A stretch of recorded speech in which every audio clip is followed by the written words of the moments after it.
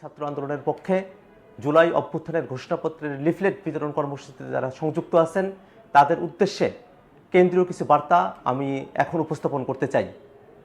আপনারা জানেন, দীর্ঘ সময় ধরে বাংলাদেশের মানুষ এক ফেসিবাদী ব্যবস্থার মধ্য দিয়ে গিয়েছে।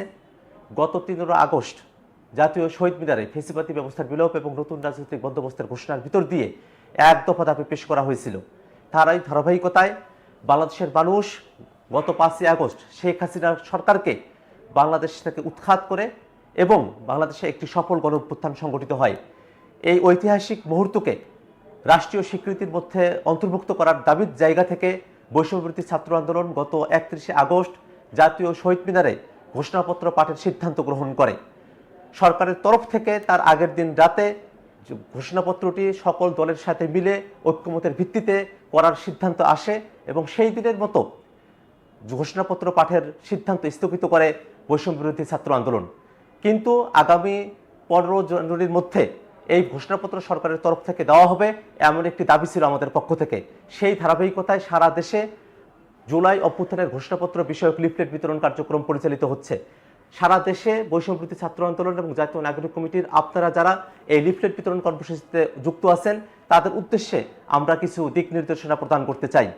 প্রথম কথা হলো, আমরা যে লিফলেটটি প্রণয়ন করেছি এখানে আপনারা দেখে থাকবেন, প্রথমে এই লিফলেটে গণঅভ্যুত্থানের ঘোষণাপত্রের বাস্তবতা বা তার যে প্রয়োজনীয়তার জায়গাটি এসে প্রথম অংশে আমরা সেটা ব্যাখ্যা করেছি এবং একই সাথে শেষোক্ত জায়গায় আমরা 7টা দাবি আমরা উপস্থাপন করেছি যে বিষয়গুলোকে এই গণঅভ্যুত্থানের ঘোষণাপত্রে অবশ্যই অন্তর্ভুক্ত করা প্রয়োজন বলে আমরা মনে করছি।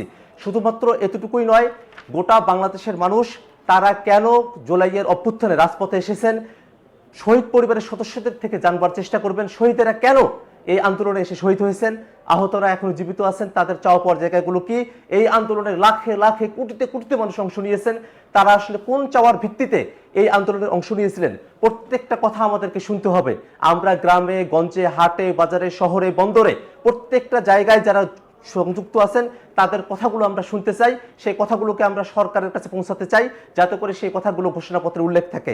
এই যে ক্ষেত্রে আমাদের দিক নির্দেশনা হচ্ছে, আপনারা কোনো একটা জায়গায় লিফলেট বিতরণ কর্মসূচিতে যাওয়ার আগে মিডিয়ার সঙ্গে কথা না বলে বরং আপনারা কোনো একটা স্থানে যাবেন, কোনো বাজারে যাবেন, সেখানে হয়তো 10 জন 15 জন 20 জন বা 500 মানুষের সঙ্গে আপনারা কথা বলবেন, ছোট্ট একটি হ্যান্ডবাইক আপনাদের সাথে রাখবেন, মানুষেরা আসলে কি চায় সেটা মানুষের থেকে শুনবেন। শোনার পরে এই যে বক্তব্যগুলো আছে সেই বক্তব্যগুলোকে একত্রিত করে তারপরে মিডিয়ার কাছে এই বক্তব্যগুলো আপনারা উপস্থাপন করবেন।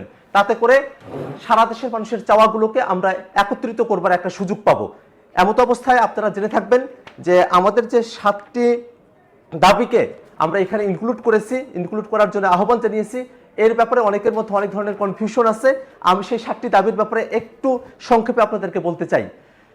শহীদ এবং যারা আহত হয়েছেন এই শহীদদের যে রাষ্ট্রীয় স্বীকৃতি দিতে হবে সে ব্যাপারে হয়তো আমাদের আর নতুন করে বলবার কোনো দরকার আছে বলে আমরা মনে করি না। আমরা মনে করি আমাদের শহীদেরাই, আমাদের আহতরাই তাদের স্যাক্রিফাইসের মধ্য দিয়ে আমাদেরকে এরকম একটি সুন্দর বাংলাদেশ উপহার দেওয়ার তারা নিয়তে তারা রাজপথে নেমে এসেছিলেন। অতএব তাদের একটি রাষ্ট্রীয় স্বীকৃতি প্রয়োজন। এই রাষ্ট্রীয় স্বীকৃতির মধ্য দিয়ে আমরা আমাদের শহীদ এবং আহত যারা আছেন তাদেরকে আমরা সম্মানিত করতে চাই। একই সাথে তাদের যে পুনর্বাসন প্রয়োজন পরিবারগুলোর সেই এবং রাষ্ট্রীয় দেখভাল করার প্রয়োজন সেটাও যেন নিশ্চিত হয়, সে দাবি আমাদের পক্ষ থেকে থাকবে। এই ঘোষণাপত্র বৈষম্যবিরোধী ছাত্র আন্দোলনের উদ্যোগে হয়েছে এই কথাটি স্পষ্টভাবে উল্লেখ থাকতে হবে ঘোষণাপত্রে। আপনারা সকলেই জানেন বাংলাদেশের মানুষ জুলাই আগস্টের অভ্যুত্থানের সময় সকলে একত্রিত হয়েছে বৈষম্যবিরোধী ছাত্র আন্দোলন এই ব্যানারে। এই ব্যানারটি একটি সার্বজনীন ব্যানার এবং এই ব্যানারের উদ্যোগেই ঘোষণাপত্রের দাবি এসেছে মাঠে। অতএব এই দাবিটাতে যাতে ঘোষণাপত্রে উল্লেখ থাকে সে ব্যাপারে আপনারা জনগণের সাথে আপনাদের খোলামেলা কথাবার্তা বলবেন। একই সাথে যারা খুনি, ফেসিস্ট বা তাদের দোসর শেখ হাসিনা সহ যারা আছে তাদের সকলকে যেন বাংলাদেশে বিচারের মুখোমুখি করা যায় এবং একই সাথে তাদেরকে যেন ন্যায্য শাস্তি দেওয়া যায়, সর্বোচ্চ শাস্তি দেওয়া যায়, এই অঙ্গীকার এই অভ্যুত্থানের ঘোষণাপত্রে অবশ্যই অন্তর্ভুক্ত থাকতে হবে।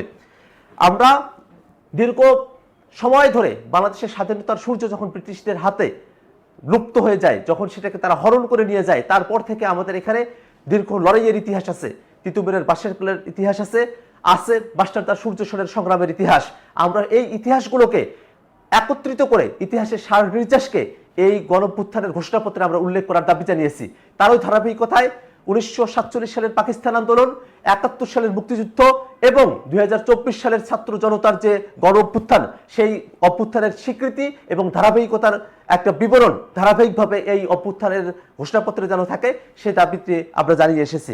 আপনারা জেনে থাকবেন, বাংলাদেশে যে ফেসিবাদ উদ্ভূত হয়েছিল, সেই ফেসিবাদ উদ্ভূত হওয়ার পেছনে সব থেকে দালিলিক যে শক্তি এই ফেসিবাদকে সমর্থন করে গেছে, সেটা হচ্ছে এই বর্তমান বিদ্যমান 72-এর সংবিধান।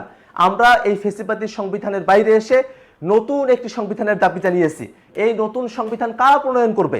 আমরা আমাদের জায়গা থেকে বলেছি নতুন সংবিধান প্রণয়ন করবেন গণপরিষদে নির্বাচিত প্রতিনিধিরা। আমরা দেখে থাকি যে বিভিন্ন রাজনৈতিক দল সামনে নির্বাচনের কথা বলছেন, আমরাও একই কথা বলি, নির্বাচন হতে হবে, তবে সেই নির্বাচন শুধু আইনসভার নির্বাচন নয়, সেই নির্বাচনটি হবে গণপরিষদ এবং আইনসভার যৌথ নির্বাচন। তারা একই সাথে গণপরিষদের সদস্য হিসেবে সংবিধান প্রণয়ন করবেন এবং আইনসভার সদস্য হিসেবে তারা রাষ্ট্র পরিচালনা করবেন। এই দাবিটি স্পষ্ট করে জনগণের কাছে আপনারা উপস্থাপন করবেন। একই সাথে নতুন রাজনৈতিক বন্দোবস্তের যে কথা আমরা বলেছি, এই বাংলাদেশে যাতে কোনো ধর্মীয় পরিচয়, গোত্রীয় পরিচয়, বর্ণের পরিচয়, পাহাড়ি বা সমতলী এরকম কোনো বিভাজনের পরিচয় যেন মুখ্য না হয়ে বরং সবাই যে আমরা বাংলাদেশের নাগরিক, এই নাগরিক পরিচয় যেন সর্বাগ্রে থাকে, এই জন্য বাংলাদেশের মানুষের কাছে আপনারা আপনাদের মেসেজ পৌঁছিয়ে দিবেন এবং একই সাথে তাদেরকে বুঝাবেন যে আমরা বাংলাদেশের নাগরিক হিসেবে বাঁচতে চাই। আমাদের প্রত্যেকের নাগরিক অধিকার থাকতে হবে এবং সমানভাবে ধর্ম, বর্ণ, লিঙ্গ সব কিছুকে পাশ কাটিয়ে আমরা বাংলাদেশের মানুষ হিসেবে, বাংলাদেশের নাগরিক হিসেবে আমরা আমাদের পরিচয়টিকে পেতে চাই।